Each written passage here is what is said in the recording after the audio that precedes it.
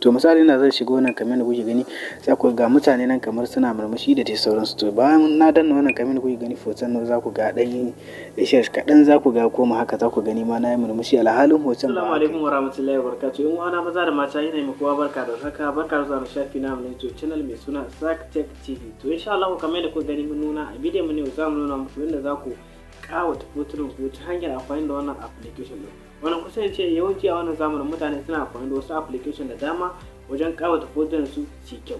Kan ne cika fara surutu ku biyo mu a cikin wannan bidiyon domin kallon hanyar da za ku ɗauko application din da kuma hanyar da za ku yi amfani da shi. Kafin ce komai kai tsaye ku danna mana alamar subscribe sannan ku yi like din wannan bidiyon domin hakan yana ƙara mana ƙwarin gwiwa.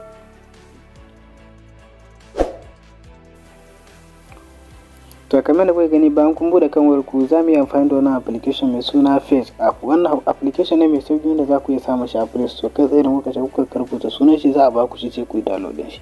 To bayan dai kun dauko application din kamar da kuka gani kai tsaye za ku shiga kan shi.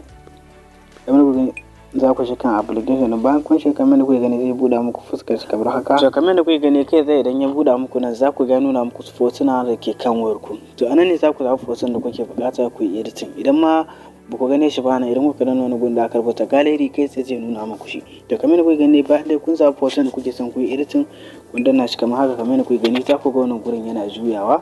To bayan ya kammala kamar da kuka gani kawai kai tsaye zai nuna muku waɗannan ababe ga suna a ƙasa.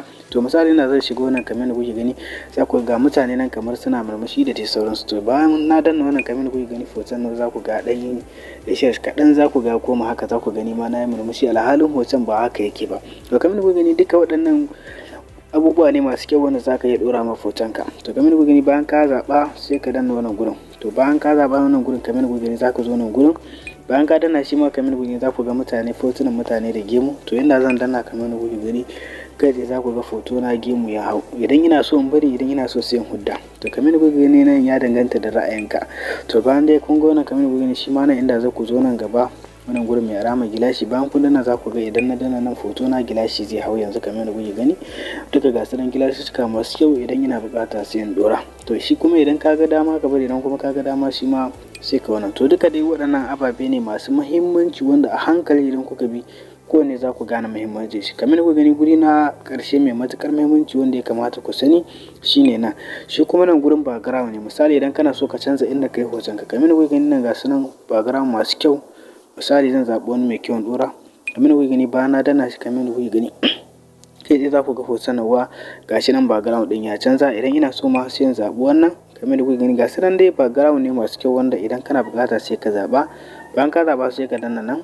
So kamar da kuka gani bayan ka kammala editing ɗinka misali ka ga yayi kyau yayi normal yanda kake so ko kai tsaye za ka danna wani gurin da aka rubuta saving. Kamar da kuka gani kai tsaye idan kuka danna shi kawai zai saving din shi akan gallery na wayar ku a duk lokacin da kuka dama idan kuka je kai tsaye za ku gane shi. Da fatan dai kun ji daɗin wannan bidiyon kuma kun fahimta. Mun gode. So duka dai a nan muka kawo ƙarshen wannan bidiyon da fatan dai kun ji daɗin wannan bidiyon sai ku danna mana alamar like sannan ku subscribe din channel ɗinmu domin samun sababbin shirye-shiryen masu amfani makamantan wannan.